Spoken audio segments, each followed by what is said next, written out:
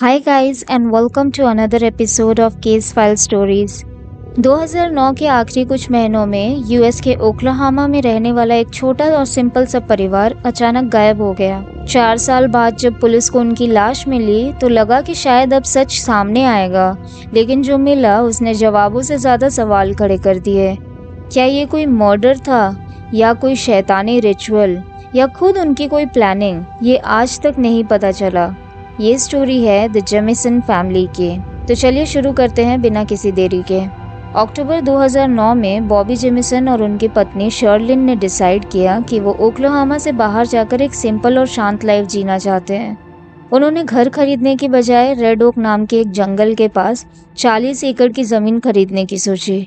उनके पास पहले से ही एक ज़मीन थी जहां उन्होंने एक स्टोरेज कंटेनर रखा था। बॉबी ने अपने दोस्तों को बताया था कि वो इस कंटेनर को अपनी नई ज़मीन पर ले जाकर उसे एक टेम्परेरी घर बना देगा और जब उनका पुराना घर बिक जाएगा तो उस पैसे से वो नया घर धीरे धीरे करके बनाने वाले हैं। तो 8 अक्टूबर की सुबह उन्होंने अपने पिकअप ट्रक में कुछ सामान रखे और 30 मील दूर रेड ओक की तरफ अपनी नई ज़मीन को देखने और फाइनलाइज करने के लिए चल पड़े। लेकिन उस शाम वो घर वापस नहीं लौटे और शुरुआत में किसी को शक भी नहीं हुआ क्योंकि वो लोग दोनों बेरोजगार थे और अक्सर बाहर जाया करते थे। लेकिन जैसे जैसे दिन बीतते गए और उनके फ्रेंड्स और फैमिली के साथ प्लान की हुई मीटिंग्स पर वो नहीं दिखते थे तो वो लोग थोड़ी चिंता करने लगे। फिर 16 अक्टूबर को कुछ शिकारी लोगों ने किंटा नाम के एक जंगल में एक पिकअप ट्रक को देखा। वो एक्चुअली में जेमिसन फैमिली की ही ट्रक थी। ट्रक बंद था और अंदर जेमिसन फैमिली का कुत्ता भूखा प्यासा न जाने कितने दिनों से पड़ा हुआ था। पुलिस आई और ट्रक के दरवाजे को तोड़कर कुत्ते को बाहर निकाला। ट्रक के अंदर बॉबी का वॉलेट, शर्लिन की पर्स और मोबाइल फ़ोन और एक जीपीएस डिवाइस मिला। जीपीएस से पता चला कि उनका आखिरी स्टॉप पास ही के एक पहाड़ पर था। फ़ोन में बॉबी की 6 साल की बेटी मेडिसन की फ़ोटो मिली जो गायब होने के एक दिन पहले खींची गई थी।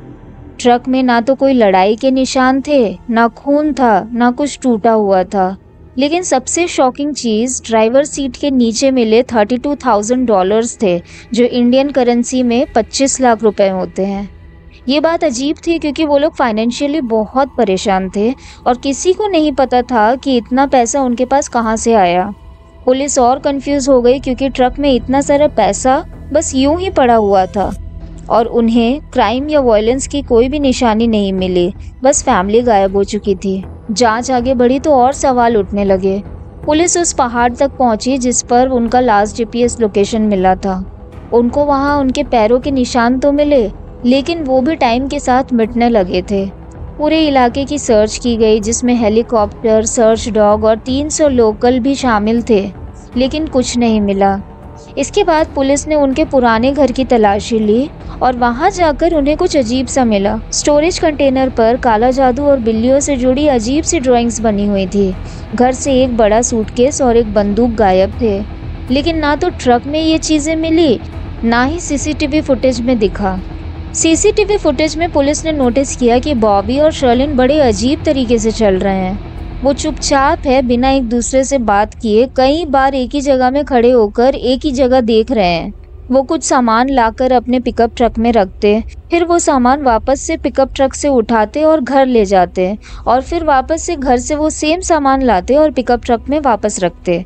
ये बिहेवियर पुलिस को बहुत अजीब लगा, पर सबसे बड़ा सवाल वही पैसे थे।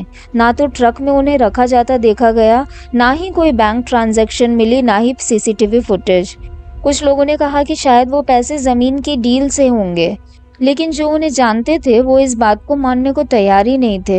एक थ्योरी ये भी थी कि पैसा बॉबी के कार एक्सीडेंट का सेटलमेंट था, लेकिन उससे रिलेटेड भी कोई डॉक्यूमेंट्स नहीं मिले। धीरे धीरे अफवाह फैलने लगी कि परिवार में बहुत झगड़े होते थे। बॉबी की उनके पिता के साथ नहीं बनती थी और शायद उनका कनेक्शन ड्रग डीलर्स से था। लेकिन 4 साल बाद एक भयानक सच्चाई सामने आई। 16 नवंबर 2013 को उसी जंगल में 3 कंकाल मिले। डीएनए रिपोर्ट से पता चला कि ये बॉबी, शर्लिन और उनकी बेटी मेडिसन की ही लाश है। वो तीनों पास पास लेटे हुए थे। उनकी बॉडी को मरने के बाद किसी ने नहीं छुआ था। ऐसा लग रहा था जैसे मरने से पहले वो लोग आखिरी बार एक साथ लेटे हुए हों। डॉक्टर को मौत का कारण नहीं पता चला। ना कोई चोट थी, ना गोली लगी थी, ना कोई जहर था। मौत की वजह आज तक एक रहस्य ही बनी रह गई। इसलिए पुलिस ने सिर्फ इसे एक दुर्घटना कहा, क्योंकि जिस दिन वो लोग गायब हुए थे उस दिन उस एरिया में काफी बारिश हुई थी, जिसकी वजह से शायद उन्हें जीपीएस ट्रैक करने में प्रॉब्लम हुई होगी। बॉबी कोई एक्सपीरियंस्ड हंटर नहीं था और ना ही उसके पास कोई ट्रैकिंग या हाइकिंग से रिलेटेड सामान थे, ना ही गर्म कपड़े थे और ना ही कोई खाना था, जिसका ये सीधा मतलब होता है कि वो लोग रात बाहर नहीं रुकने वाले थे, वो लोग घर आने का सोच रहे थे। लेकिन परिवार वालों को शक हुआ। उनका कहना था कि ना तो इतनी ठंड थी और ना ही इतनी बारिश हुई थी। अगर वो लोग फंस भी गए थे तो कोई एक ट्रक तक जाकर मदद ला सकता था। इसके अलावा अगर बॉबी को पता होता कि उसकी गाड़ी में इतने सारे पैसे रखे हुए हैं तो वो कभी गाड़ी को छोड़कर जाता ही नहीं। उन्हें शक था कि कोई तीसरा इंसान उन्हें जबरदस्ती लेकर गया और जंगल में मार डाला। बॉबी ने गायब होने के 6 महीने पहले ही अपने पिता के खिलाफ रिस्ट्रेनिंग ऑर्डर लिया था, जिसमें उसने अपने पिता पर ड्रग डीलर्स और बाइक गैंग के साथ जुड़े होने का आरोप लगाया था। लेकिन पुलिस को उसके पिता के कनेक्शन का बॉबी की मौत से कोई भी लिंक नहीं मिला। कुछ लोगों का मानना था कि शर्लिन काला जादू करती थी और शैतानी कल्ट से जुड़ी हुई थी। कंटेनर की वो ड्राइंग्स और काला जादू का किताब जो उनके घर पे मिला इस बात का सबूत थे। शर्लिन की मां ने भी कहा था कि किसी अनजान औरत ने उन्हें आकर कहा था कि शर्लिन का नाम एक किल लिस्ट में लिखा हुआ है जिससे शैतानी ग्रुप चलाता है।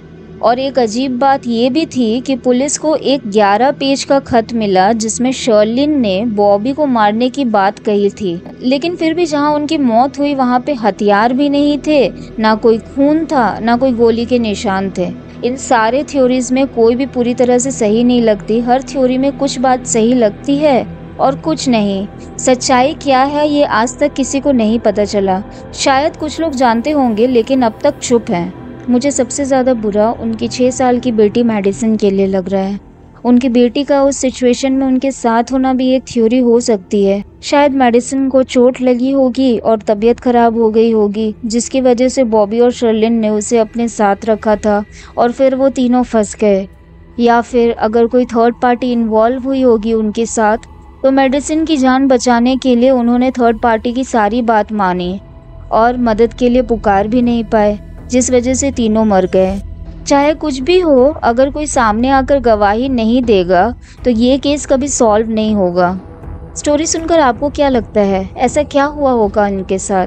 क्योंकि उनके बॉडी में ना कोई निशान मिले, ना कोई हथियार थे, बस वो तीनों लेटे हुए थे और जिस तरीके से लेटे हुए थे उसी तरह से मर भी गए। कमेंट्स में आप क्या सोच रहे हो ज़रूर बताना। ये केस हमें याद दिलाती है कि एडवांस साइंस और टेक्नोलॉजी होने के बावजूद भी कुछ मिस्ट्रीज कभी सॉल्व नहीं हो पाते। अगर ये वीडियो अच्छी लगी हो तो इसे लाइक एंड शेयर करें और न्यू केस के लिए चैनल सब्सक्राइब करें।